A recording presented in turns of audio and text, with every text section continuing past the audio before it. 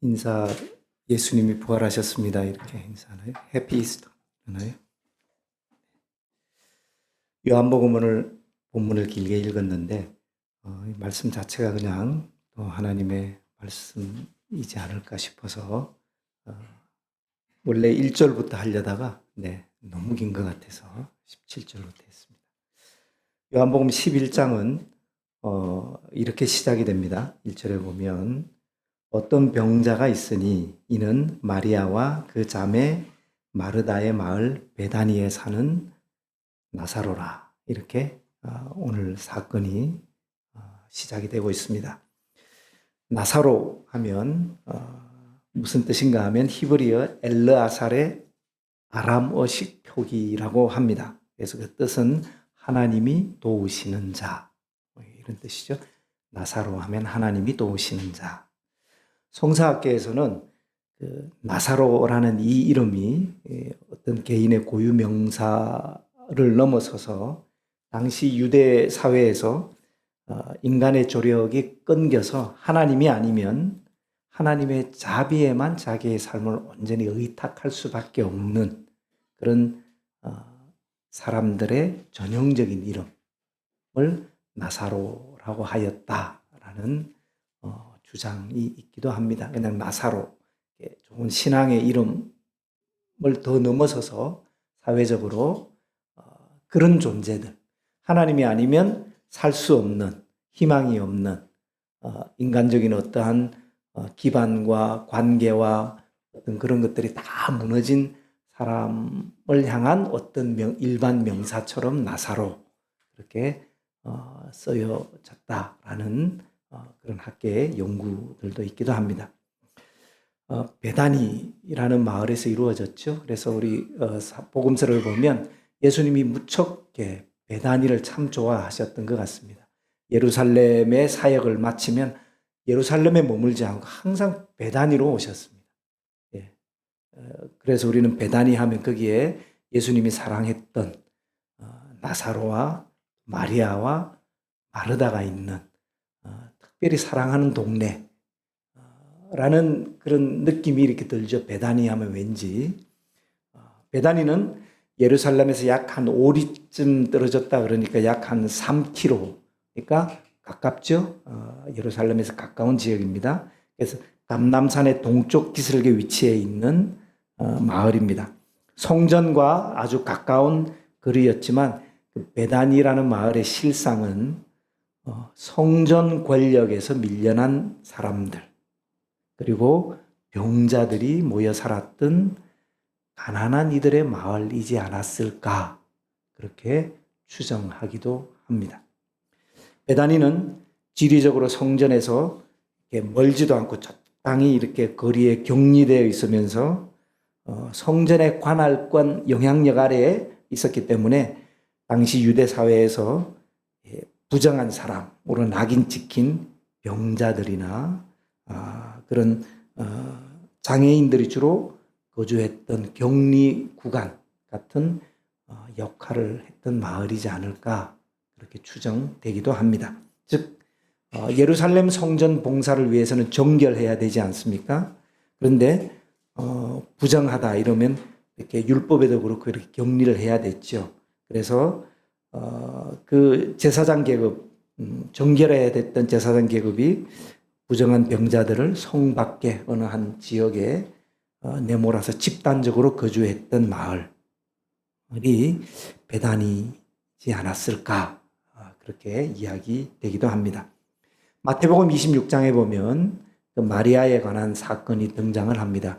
한 여인이 향유를 예수님의 발에 붓고 자기의 머리털로 예수님의 발을 씻는 장면이 우리 다음 장 요한복음 12장에도 나오지만 마태복음 26장에 나옵니다. 거기에 보면 그 장소가 어디였느냐, 이렇게 장소에 대해서 나오는데 베다니에 있는 나병 환자 시몬의 집에 계실 때에 그 일이 일어납니다. 베다니에 있는 나병 환자 시몬의 집에 있을 때에 그 사건이 일어나죠. 예수께서 식사하신 집의 주인이 나병 환자 시몬이었다는 것. 그래서 사실은 베다니가 병자들의 거주지지 않았을까 짐작해 볼 수 있습니다.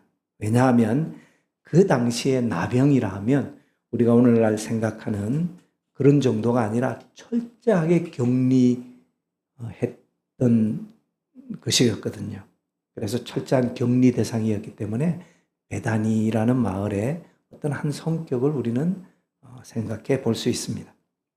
또한 당시 예루살렘은 헤롯이 어마어마하게 성전을 화려하게, 궁궐을 화려하게 건축하지 않았습니까? 그런데 그 이면에는 어떠한 일이 일어났을까요? 성전을 건축하고 궁궐을 건축하기 위해서 세금을 과하게 부과하고 사람들을 착취해야만이 그 일이 가능하지 않았겠습니까? 과도한 세금과 부역으로 인해서 재산을 잃고 토지를 잃고 밀려났던 사람들이 아마 급증했을 것입니다. 베다니는 그러한 성전 체제, 성전의 구조, 성전 체제의 희생자들이 도심에서 밀려나서 우리도 그렇죠. 예전에 보면 서울이라는 대청계천의 개발 사업을 위해 그곳에 사는 사람들이 어디로 밀려납니까? 성남으로 이런 주변으로 밀려나죠. 그런 것처럼 어떤 슬럼화된 그런 성격의 마을이지 않았을까 그렇게 추정되기도 합니다. 예수님이 예루살렘 사역 기간이 있습니다. 공생의 기간 중에 예수님은 늘 예루살렘 사역을 끝나고 나면 화려한 예루살렘 도심의 숙소가 아니라 다시 베다니로 돌아와서 머무셨던 그 이유가 무엇이었을까? 여러 가지 의미 중에 아마 예수님 당신 자신이 지향했던 버림받은 이들, 소외된 이들의 하나님 나라가 그곳에 있었기 때문에 편리하고 화려하고 편안한 그런 예루살렘 도심 중심이 아니라 예수님은 항상 그렇게 베다니로 다시 내려오셔서 거기에서 쉼을 쉬고 거기에서 활동하셨던 장면을 우리 복음서에서 보면 찾아볼 수 있습니다. 이렇게 베다니는 어떤 단순한 마을의 지명을 넘어서서 당대의 종교적인, 정치적인, 그다음에 그 권력이 부정하다라고 격리했던 그러한 사람들의 사회적 무덤 같은 느낌을 우리는 짐작할 수가 있죠. 사회적 무덤이었다. 예수님은 바로 그 사회적 무덤 한복판에서 생명의 회복을 선포하시는 나사로의 부활 사건을 일으키신 그런 의미들을 우리는 생각해 볼 수 있습니다. 그렇기 때문에 우리는 베다니를 단순히 예수님의 친구들, 다정한 친구들이 살았던 어떤 정겨운 마을, 그걸로 보는 것을 넘어서는 성경 읽기, 그러한 이해를 가질 필요가 있다고 생각이 듭니다. 베다니는 예루살렘의 화려한 성전 권력이 은폐하고 싶었던, 가리고 싶었던 그런 죽음과 질병의 장소였으며 예수님은 바로 그곳을 자신의 예루살렘 사역의 거점으로 베이스 캠프로 삼으심으로써 뭘 말씀하시는가 하면 제국의 질서, 폭력과 죽음의 질서를 정면으로 도전하고 계신다는 사실입니다. 이것이 베다니의 구체적인 역사적 실체, 겉으로 드러나는 그 이면에 있는 역사적 실체라 할 수 있을 것입니다. 우리는 성경을 읽으면서 이러한 시선을 놓치지 말아야 하고 우리가 그러한 시선을 놓치지 않는다면 나사로의 부활은 단순한 나사로라는 개인 그 집안을 향한 기적을 넘어서서 사회적으로 죽은 자 취급을 받던 이들을 다시 역사의 무대로 밀려나 있고 가려지고 외면당했던 사회에서 전혀 활동할 수 없었던 그들을 다시 어떻게 해요? 역사의 중앙으로 그대로 불러일으키는 그러한 생명의 반란 같은 것으로 우리는 이 사건을 새롭게 조명해 볼 수 있을 것입니다. 이러한 우리가 살펴봤던 여러 의미들이 오늘 읽었던 본문 성서 현장인 베단이라는 마을입니다. 그곳에 지금 어떤 일이 있습니까? 나흘째 무덤에 갇힌 나사로 있는 나사로와 그 오라버니의 죽음의 냄새 앞에서 망연자실하게 있는 두 자매가 오늘 본문 속에 등장을 하죠. 가만히 생각해 보면 오늘 우리가 살고 있는 우리의 세계, 나의 세계도 참 이러한 베다니의 상황과 망연자실하게 서 있는 그 자매들과 참 비슷하다는 생각, 무척 닮아 있다는 생각이 떠나지를 않습니다. 우리가 살고 있는 오늘 벌어지고 있는 세계의 일들이 있지 않습니까? 멀리 중동에서 또는 세계 곳곳의 전쟁의 상황에서 초등학생들이 100여 명이 넘는 학생들이 폭격으로 희생이 되고 그러한 사륙과 그러한 일들이 너무너무 일상화되어 있는 그 시대를 우리는 한복판을 살고 있습니다. 세기말적인 절멸의 상황이 사방에서 들려오지 않습니까? 이러한 압도적인 국가, 제국의 폭력, 국가의 폭력, 죽음의 행진 그 앞에서 우리는 묻습니다. 부활은 과연 우리가 살고 있는 이 세계의 이 참혹한 현장에서 어떤 의미가 있는가? 우리가 부활을 얘기할 때 이 암혹하고 참혹한 이 세계에 부활은 과연 어떤 의미가 있을까? 참 고민이 되었던, 지금도 제 개인적으로 계속 고민하고 있는 무슨 의미가 있을까? 우리가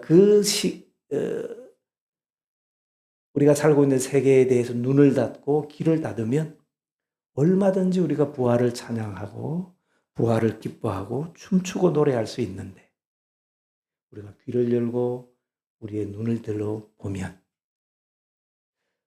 그 주님의 부활은 무슨 의미가 있을까? 고민되지 않을 수 없습니다. 고민하지 않을 수 없고 질문하지 않을 수 없고 의문하지 않을 수 없고 그렇죠. 답이 없는 상황이기 때문에 아예 생각을 멈추고 사고를 닫고 그러면 한결 편해지죠. 신앙은 때때로 이러한 질문에 너무 쉽게 대답을 합니다. 나중에 다 천국에서 만날 거야. 그렇죠? 아니면 모든 고통은 다 신의 하나님의 뜻이야. 우리가 쉽게 해결하는 신앙적인 수사들입니다.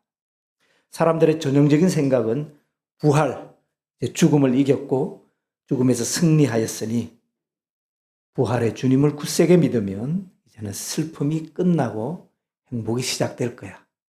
그 믿음만 가지면 불가능은 없고 죽음을 이겼으니까.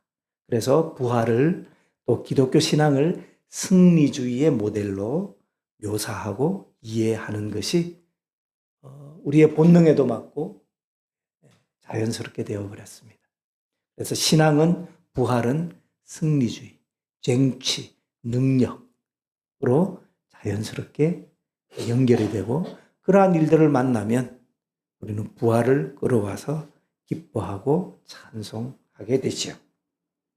하지만 우리의 성경 읽기는 더 깊게, 더 다르게 나아가야 한다고 생각합니다.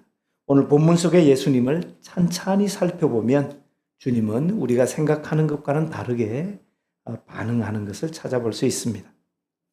예수님은 나사로의 무덤 앞에서 비통해 하시고 표현이 2번 나옵니다. 그리고 눈물을 흘리시고 불쌍히 여기셨다 그렇게 말씀하십니다. 주님이 눈물을 흘리셨다는 것은 무력한 슬픔, 그저 죽음 앞에서 너무나 슬프다라는 그러한 슬픔의 표현이 아니라 그 예수님의 눈물과 비통 속에는 무엇이 포함되어 있는가 하면 생명을 파괴하는 죽음에 한없이 쓰러져가는 그러한 죽음의 체제, 폭력의 체제, 권력의 체제, 그러한 그 체제에 대한 뭘까요? 분노, 격분이 예수님의 단어 속에, 예수님을 묘사하는 단어 속에 숨겨져 있고 포함되어 있고, 그것은 고통받는 사람들, 쓰러져가는 사람들, 그들에 대한 연대, 강한 공감, 그것이 예수님을 표현하는 그 단어들 속에 들어가 있습니다. 오늘 우리의 세계 속에서 부활은 어떤 의미를 가지고 우리에게 그 부활은 무엇을 던져주고 있을까? 부활절, 부활은 단지 죽었던 누군가가 살아났던, 누군가 죽었는데 기적이 있어서 살아났어 라고 하는 육체가 다시 사는 어떤 생물학적 기적이나 부활, 우리가 천국에서 부활할 거야 라고 하는 죽음 이후의 사후 세계에 대한 어떤 막연한 보증, 그것을 기념하는 날이겠습니까? 이 부활절이요. 부활의 의미를 한번 생각해 보면 좋겠습니다. 먼저 부활은 그야말로 폭력의 패배를 선언하는 날입니다. 폭력의 패배. 예수님의 십자가 처형은 당시 로마 제국이, 당시 이스라엘의 그 권력 체제, 성전 체제, 그것이 반체제 인사들을 처단했던 가장 잔혹한 국가 폭력이지 않습니까? 예수님의 십자가 사건은 그렇죠. 그런데 주님의 부활은 그 폭력 체제가 만들어내는 죽음이 결코 최종적으로 승리하지 않아. 그 체제가, 제국의 체제가, 폭력의 체제가, 국가의 체제가, 권력의 체제가 죽음이라는, 처형이라는 그 희생을 만들어내서 그들이 승리하는 것이 아니라 이 부활 사건을 통해서 그것은 결코 종국적으로 승리할 수가 없어. 최종 승자가 아니야. 라는 역사적인 사건이 부활 사건입니다. 부활은 폭력의 패배, 그것을 선언하는 것이라면 오늘날 2000년 전 예수님의 부활뿐만 아니라 오늘날 부활절을 기념하는 우리 세계에 있어서 역시 동일하게 이 세계에서 벌어지고 있는 폭력의 체제, 그것은 결국은 패배할 것이며 죽음과 절멸의 위협이 실제하는 현실에서 우리가 기념하는 이 부활은 가장 강력한 무엇이 되어야 하냐 하면 이 부활은 이렇게 저항의 서사가 되어야 한다는 것이죠. 우리가 부활을 축하하고 부활을 기념하는 것은 다르게 얘기하면 오늘 우리 시대에 우리를 억압하고 폭력을 만들어내고 죽음을 만들어내는 이 체제에 대한 저항을 동시에 포함하는 것이어야 한다는 것입니다. 이것과 저것이 분리된 것이 아니라 내가 부활을 축하한다면, 내가 부활 신앙을 가졌다는 말은 동시에 무엇을 그 이면에 포함하느냐 하면 나는, 부활 신앙을 고백하는 그리스도인들은 우리가 살고 있는 이 폭력 체제에 대하여 나는 저항합니다. 그것에 대해서 나는 동의하지 않습니다. 그렇게 목소리를 내는 것을 동시에 포함한다는 것이죠. 그래서 부활은 가장 강력한 저항의 서사가 되어야 한다는 것입니다. 그 다음에 부활은 기억을 계승하는 겁니다. 기억, 잊지 않는 거죠. 요한 밥티스트 매츠라는 분이 계십니다. 요한 밥티스트 매츠. 그분은 홀로코스트라는 참혹한 역사를 겪은 후에 아우슈비츠 이후에 어떻게 신학을 할 것인가 라고 처절하게 고민했던 신학자입니다. 아우슈비츠를 겪고 나서 신앙이 가능할까 질문할 수 있지 않겠습니까? 그는 이렇게 얘기합니다. 고난받는 이들의 기억을 보존하는 것이 부활신앙의 핵심이다. 고난받는 자들의 기억을 망각하지 않고 그것을 기억하는 것이 우리가 부활신앙의 핵심이라는 것이죠. 부활하면 뭐죠? 이제 죽음 끝이야. 이제는 끝났어. 우리는 부활을 향해서 새 존재야. 이렇게 해서 이렇게 망각하는 것이 아니라 죽음을 없었던 일로 만드는 망각이 아니라는 겁니다. 우리가 고백하는 부활은. 부활절이 던지는 메시지는 죽어가는 이들을 잊어버리는 것, 죽어가는 이들을 망각하는 것이 아니라 그들의 고난과 고통을 그리스도의 고난 속에서 다시 새롭게 바라보고 그리고 그들을 기억하는 것이어야 한다. 매월 부활절이 되면 기쁨이 있지만 저는 개인적으로 큰 슬픔이 있습니다. 저뿐만 아니라 우리 모두의 기억이지요. 4월 6일. 그때 그 당시로 돌아가면 지금도 그러죠. 기억하겠습니다. 기억해 주십시오. 그런데 권력자들과 성전 체제의 그 체제, 제국의 체제, 제국의 신학, 제국의 생각을 가졌던 이들은 잊어라 그러잖아요. 잊어야 한다. 덮어야 한다. 그런데 부활신앙을 가진 요한 바티스트 매치에 의하면 기억하는 것입니다. 그것을 개성하는 것이죠. 그래서 성경을 보면 기억하라, 기억하라.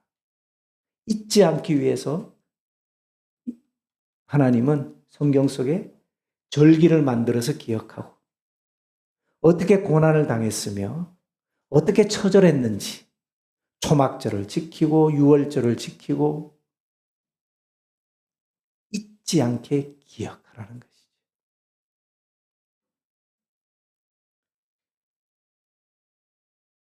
하나님은 예수님의 십자가 고난을 망각하지 않으시고 기억하셨습니다. 그리고 마침내 부활을 통해서 예수님이 옳았다는 것을 드러내셨죠. 예수님이 그 자리 그대로 십자가에서 죽고 그것으로 끝이었다면 사람들은 이렇게 얘기했겠죠. 그거 봐. 아니잖아. 가짜잖아. 실패했잖아. 근데 하나님은 예수님의 그 고난, 예수님의 그 부르짖음, 예수님의 그것을 기억하시고 잊어버리지 않으시고 부활을 통해 예수님이 옳았고 종국에서는 그 일이 일어날 것이라는 것을 땅에 드러내셨습니다. 그렇기 때문에 부활신앙은 나를 넘어서서 타인의 고통, 타자의 고통을 망각하지 않고 기억하는 것이라 우리는 또한 생각해 볼 수 있습니다. 우리가 그렇게 타인의 고통, 타인의 고난, 타인의 눈물을 기억함으로 우리의 신앙이 고난당한 사람들을 잠재우는 어떤 아편, 마약 같은 것이 아니라 오히려 우리의 신앙이 그 고통을 직시하게 함으로써 그 고통을 기억하게 함으로써 뭘로 나타날까요? 다시는 그러한 고통이 우리가 사는 세상에 일어나지 않도록 하는 세상의 변혁의 주체로 우리를 만들어 세우는 것이기 때문입니다. 만약에 우리가 기억하지 않는다면, 우리가 부활이라는 이름으로 승리와 영광과 이것으로 고난과 고통과 죽음을 덮어버리고 망각해버린다면 어떻게 그리스도인들이 이 땅을 변혁시키는 변혁의 주체자로 설 수가 있겠습니까? 불가능하지.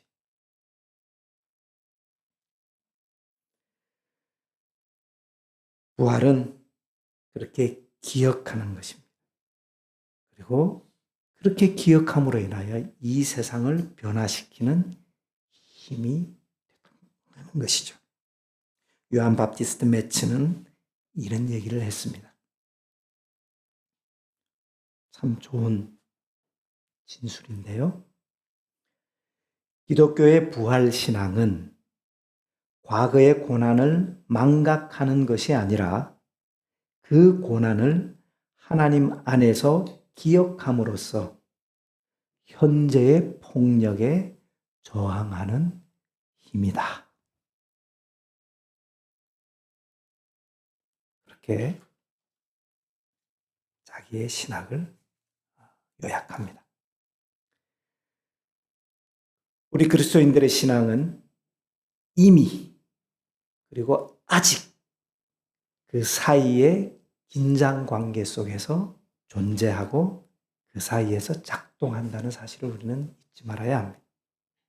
우리의 신앙은 이미와 아직 그 사이의 긴장 관계 속에 있습니다.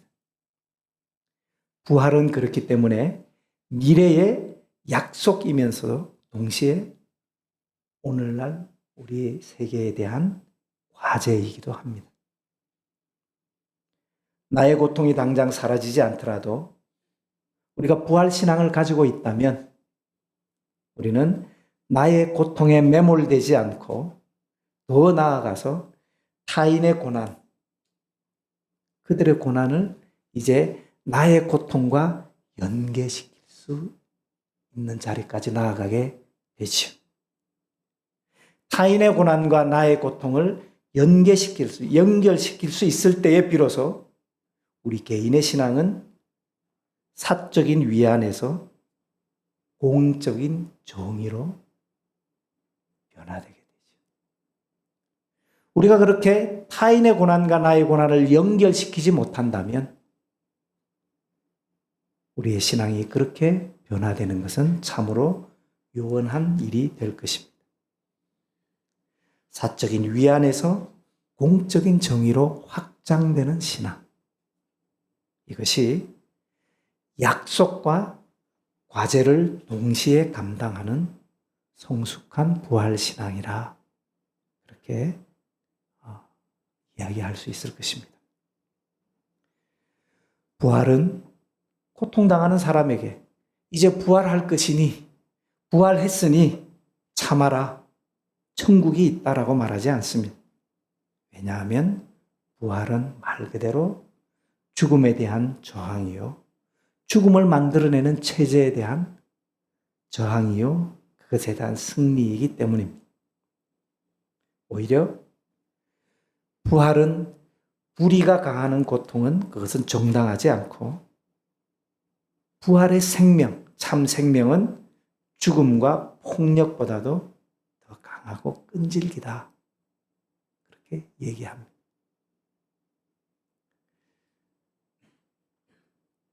그렇기 때문에 오늘날 우리 세계에서 벌어지고 있는 폭력과 사륙 앞에서 우리는 새롭게 부활신앙을 가져야 하고 제국과 권력이 만들어내는 그 죽음, 그 앞에서 부활신앙을 가졌다면 그것에 함몰되지 않고 그것 때문에 닫아버리지 않고 외면하지 않고 부활신앙을 가졌기 때문에 어떻게 하면 그들과 연대하기를 애쓸까? 어떻게 하면 그들과 함께 할까? 그들의 고통과 나의 고통을 어떻게 하면 연결시킬까? 그렇게 모색하고 애쓰는 것. 그것이 부활신앙을 가진 사람들의 자세이지 않을까 생각합니다. 어떻게 해야 될까요? 기도해야겠죠. 그냥의 기도가 아니라 제가 이런 얘기를 오래전에 들었습니다. 유럽, 독일이나 이런 데는 보통 한 식탁의 주제에 각국의 10가지 이상, 10개 이상의 세계에 대한 사건들이 이렇게 화제로 오른다고 하죠. 그만큼 열려져 있는 것이라고 생각합니다. 기도해야 할 것이고요. 무엇이 성경적인 가치에 부합할까를 끊임없이 연구하고 묵상해야 합니다. 무엇이 성서적인 정신일까? 그래야만이 많은 성경을 가지고 얘기하는, 성경을 가지고 오히려 폭력의 체제, 제국의 체제, 제국의 신학을 강조하지 않습니까? 트럼프가 헤그세스 국방장관이 그렇게 얘기했다 그러죠. 우리는 지금 예수님을 위해서 싸우고 있습니다. 기도해 주십시오. 무엇이 성경의 원리에, 무엇이 예수님의 성경적인 원리인가를 생각하지 않고 사고하지 않으면 우리가 고백하는 신앙이 오히려 폭력의 체제를 뒷받침하는 근거로 사용된다는 사실입니다. 노예제도도 그랬고요. 역사에 그런 일들이 일어나지 않습니까? 뉴스를 서치해야겠죠. 거짓과 진리를 분별할 수 있는 안목을 가져야겠죠. 그리고 우리가 가지고 있는 문화적인, 인종적인 편견이 무엇인가에 대해서도 우리 자신에 대해서도 끊임없이 개방하고 열려 있어야겠죠. 그리고 그 속에 성서적인 원리가 무엇일까를 알아야 이제 우리는 우리의 개인적인 울타리를 넘어서서 우리의 이웃과 세계에 있는 그 사실들을 우리의 고난과 연결하며 예수 그리스도의 고난과 연결하며 기도하는 자리로 참된 부활이 일어나는 소망하는 자리로 나아갈 수 있을 것입니다. 오늘 본문을 보면 특별한 그 단어가 있어서 제가 이전에는 그게 참 이해가 안 됐었는데 이런 말씀이 있죠. 우리 보면 이렇게 몇 절인가요? 비통해 하셨다 이런 표현이 있습니다. 그리고 불쌍히 여기셨다. 그 표현이 참 이해가 안 돼서 이게 무슨 의미일까 그런 생각을 했습니다. 비통히 여기시고 불쌍히 여기셔서 나사로를 보시고 그를 어디에 두었느냐 이렇게 말씀하시죠. 그 다음에 또 비통히 여기시며 무덤으로 가셨다 이런 표현이 있습니다. 이 단어가 뭐냐 하면 에네브리메사토라고 합니다. 제가 발음이 그런데 에네브리메사토 원형은 엠브리마 오마이 뭐 이런다고 하는데 헬라어로 발음이 이 말은 뭐냐 하면 비통하다는 말은 우리는 이렇게 깊이 슬펐다 이런 말로 들리지 않습니까? 한글로 번역했는데 그러나 이 단어의 원뜻은 이런 겁니다. 말이 콧김으로 이렇게 실룩실룩 하면서 이렇게 하는 그 표현의 단어라고 하죠. 이 말은 뭐냐면 말이 화가 나가지고 흥분했을 때 콧김을 내쉬면서 막 폭발하기 직전에 그 표현이 비통하다는 표현이죠. 신약성서 다른 곳에서 보면 이 표현이 어떻게 쓰이느냐 하면 엄중하게 경고하다, 꾸짖다 이런 의미로도 쓰입니다. 따라서 이 뉘앙스는 예수님이 비통해 하셨다. 이 뉘앙스는 깊이 슬픔을 느꼈다라기보다 경노했다, 분노했다 속에 그런 의미가 더 가깝습니다. 예수님이 왜 경노하시고 예수님이 왜 분노하셨을까요? 나사로의 죽음 앞에서. 단순히 친구의 죽음이 슬펐다면 여기에 나오는 표현처럼 눈물을 흘리셨다, 불쌍히 여기셨다라는 표현만으로 충분했을 텐데 비통해 하셨다, 경노하셨다 그런 표현을 쓰십니다. 예수님이 코를 씩씩거리며 격분하신 이유가 무엇일까? 그렇게 바꿔볼 수 있겠죠. 원초적으로 설명하자면 그것은 이런 의미가 있습니다. 그것은 죽음의 폭력성에 대한 분노, 죽음의 질서에 대한 거부, 저항, 거룩한 분노를 나타내시는 것이었죠. 예수님은 인간을 파멸시키고 절망에 빠뜨리는 죽음이라는 질서 체계, 그 권세에 대해서 분노하신다는 것입니다. 오늘날 세계로 얘기하면 어떨까요? 예수님은 가자 지구의 폭격 소리에 비통해 하시는 것을 넘어서서 생명을 파괴하는 모든 구조적인 악을 향해서 콧김을 내시고 씩씩거리면서 분노하신다는 것. 생명을 유린하는 부조리한 힘이 세상을 지배하고 있다는 사실에 대해서 창조주로서 거룩한 분노를 나타내시는 것이죠. 예수님의 이 거룩한 분노가 생명의 명령으로 터져나오는 사건이 나사로야 일어나라 하는 거지. 나사로야 일어나라. 주님의 슬픔, 주님이 불쌍히 여기셨다. 이것은 희생자를 향한 주님의 연민입니다. 그리고 주님의 격분, 주님의 분노는 가해자를 향한 분노입니다. 둘은 동시에 가는 것이죠. 그분의 눈물은 죽음 앞에 무력하게 무너지는 이들, 마리아와 마르다와 나사로를 향한 깊은 공감입니다. 반면에 그분의 경노는 그들을 이렇게 만든 죽음이라는 체제, 폭력의 체제, 그 질서를 향하여 분노하시는 것입니다. 그리고 예수님은 명령하죠. 나사로야 일어나라. 부활 사건을 보면 우리는 이해할 수 없는 장면을 만납니다. 어디 볼까요? 부활 이후의 사건이 있죠. 엠마오로 가는 두 제자. 그 다음에 마리아가 첫 부활 후에 예수님을 만나지 않습니까? 그 다음에 제자들이 부활하신 예수님을 만납니다. 근데 거기에는 공통된 사실이 있습니다.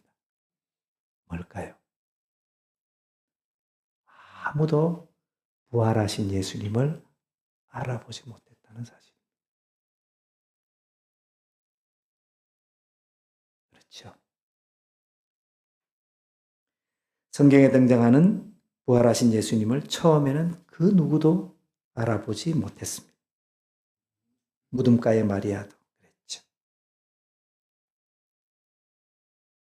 오늘도 그럴 것 같습니다. 아무도 부활하신 예수님을 알아보지 못합니다. 왜일까요? 우리가 생각하는 것과 전혀 다른 모습이시기 때문에. 예수님은 부활해서 우리가 살고 있는 이 세계에 내 삶 가운데 계시지 않습니까? 승리한 예수님, 제왕적인 신, 그렇다면 알아볼 수 없을 것입니다. 그들이 언제 예수님을 알아봤을까요? 예수님은 그들과 함께 대화를 나누시고 그들과 함께 먹고 그들과 함께 하실 때에 그들의 눈이 열려지고 예수님을 알게 되죠. 이 말은 뭘까요? 부활절은 승리주의적인 절기가 아니라 부활절은 어떤 절기일까요? 그것은 연민과 연대의 절기여야 한다는 것입니다. 그것이 이 땅의 교회가 우리가 참된 부활 신앙을 가진 존재로 하나님이 왜 나를 이곳에, 하나님이 왜 나를 이 상황 속에, 하나님이 왜 나를 이 환경 속에 두셨는지 깊이 새롭게 깨달아야 할 우리의 부활 신앙의 한 측면이라고 생각을 합니다. 기도하겠습니다.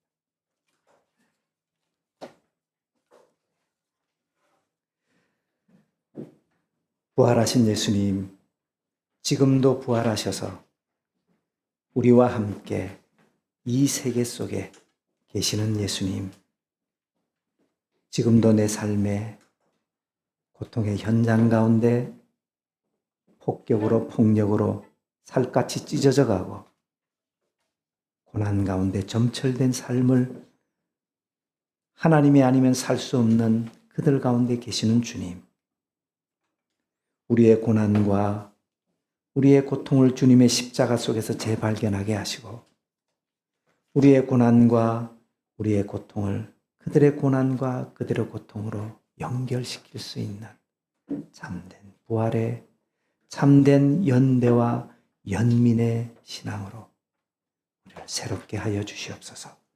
예수님 이름으로 기도합니다.